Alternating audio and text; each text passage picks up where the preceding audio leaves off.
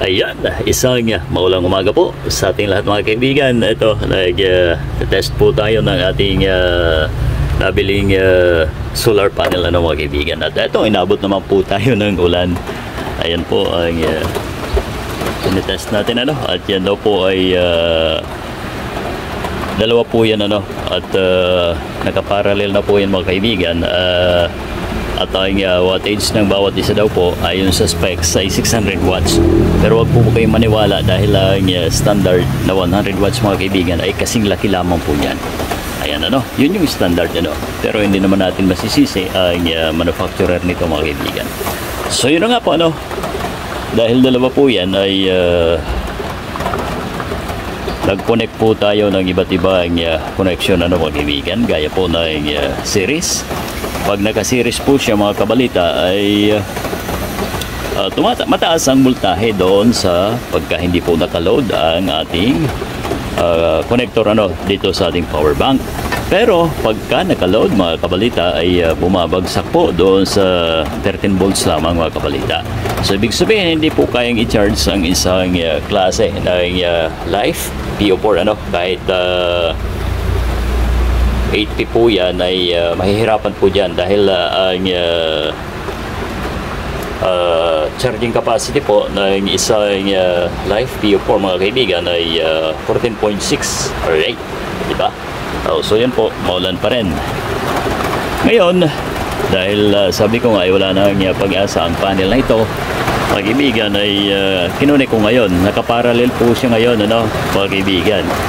Although yung napanood po natin kay Idol Daniel Katapang ay naka-series, mas maganda ang charging o yung efficiency mga kaibigan. Pero dito sa ating klase ng panel na ito ay parallel po ang gusto niya mga kaibigan. Dahil pagka naka-series po siya, nagda-drop ang voltahe doon sa 13 volts na hindi po kaya na makapag-charge ng isang power bank mga kaibigan. Particular ang ganitong klase na Life PO4 mga kabalita. Ayan So ngayon kahit umuulan, papakita ko po sa inyo ang voltahe niya para hindi na mahirapan yung mga makakabili ng ganitong klase mga kaibigan. Ayan connect po yan. At ayan ang multi-tester natin. Oy, baliktad. Pwede naman. So ito, umuulan sa labas mga kaibigan. So dapat kahit umuulan ay may voltahe tayo. Ayan. So kita nyo po 14.2. Di ba malinaw mga kabalita? So yan ang gusto kong ibahagi. Pag siniris ko po yan, lumalabas po doon pag hindi nakaload ito, lumalabas 44 volts mga kaibigan mga kabalita. Pero po, once na niload po natin, bumabagsak po doon sa 13 volts. Alright? Malinaw po mga kaibigan So hindi po pala lahat ng klase ng solar panel mga kaibigan ay mas maganda pag naka-series or mas maganda pag naka-parallel. Depende po ang ating kasagutan sa ating vlog na ito. Maulan pa rin at hindi pa tayo makakalabas. Isi-series ko po upang maipakita ko po sa inyo na ay magdadrop pagka nagka-series. Alright? So sana po ay may maibahagi po tayong kaunting kaalaman dito sa ating munting vlog na ito. Shoutout po sa nagpapagawa po nito sa atin na si Idol or Boss PJ De Vera mga kabalita. Alright. Ayan. So ito guys, wala na pong ulan at lalabas na po muna tayo. Pakita ko po sa inyo yung connection natin. Ayan pinaklubang ko lang ng plastic. Ayan yung pinagsabay ang pantay lang, parallel. Positive dyan sa positive at negative dun sa negative. Ngayon subukan natin i-series. Okay, go. Ulit.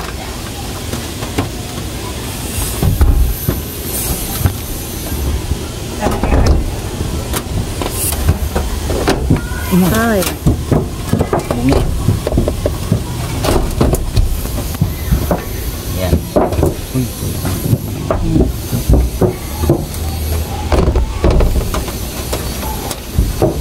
Cutter ko.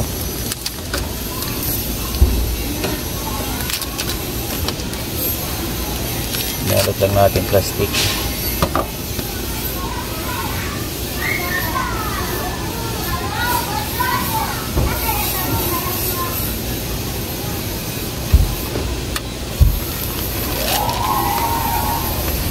Iniinit na.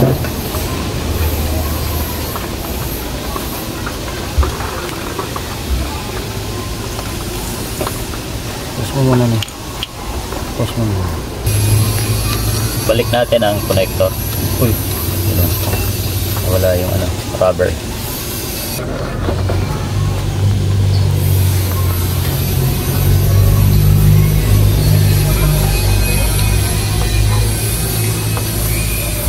Bilis na natin guys. Tanggalin natin tali para malinaw ang TV.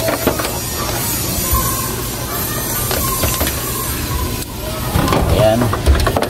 Pada sa kabila, no? Balik natin. Negative, positive. Baba mo din ang higit, ha? Ayan. Ayan, series tayo. Wait lang.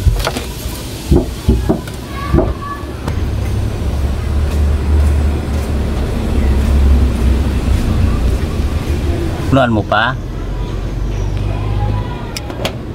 Ayusin ko na po.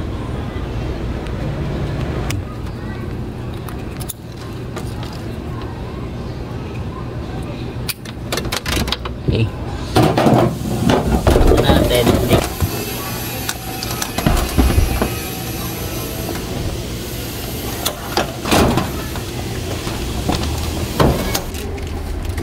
Eto na guys, subukan nating voltahihin ito ang ating galing doon sa labas sa solar panel. Ayan, check natin ang output voltage kung walang hindi naka-load. Makikita nyo po ang taas. Ayan, 44.6. Ngayon load po natin. Ayan, naka-load na po. Ayan, nag-click ang relay. Test natin ang capacity pagka naka-load. Ayan o. Mas mababa doon sa nakita natin kanina 14 Samantalang kanina umuulan mga kaibigan nag 14 din siya pero flat pa rin So nangangahulugan lamang dito sa ating solar panel na ito ay mas maigi na nakaparallel po siya mga kaibigan. Although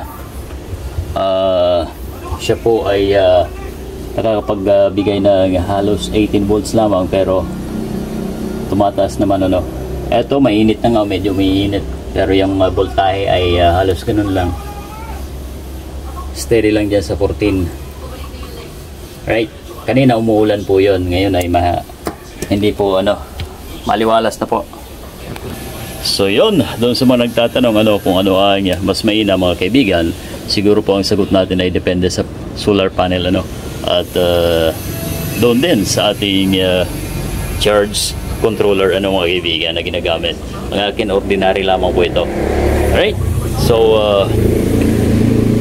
yan lamang po ang nais natin ibahagi sa inyo lahat mga kaibigan. Ayan mahinang mahina po yan mag-charge.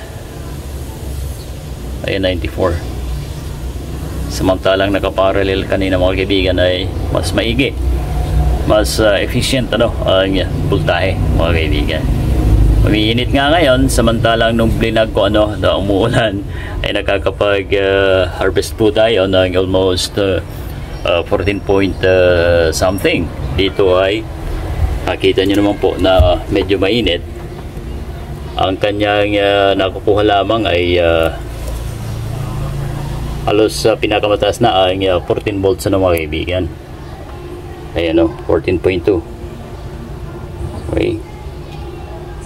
So yun, kahit paano ay sana ay may nabahagi po tayo sa inyo na pwedeng kapulutan ng aral mga kaibigan. Maraming salamat po sa inyong pagtutok.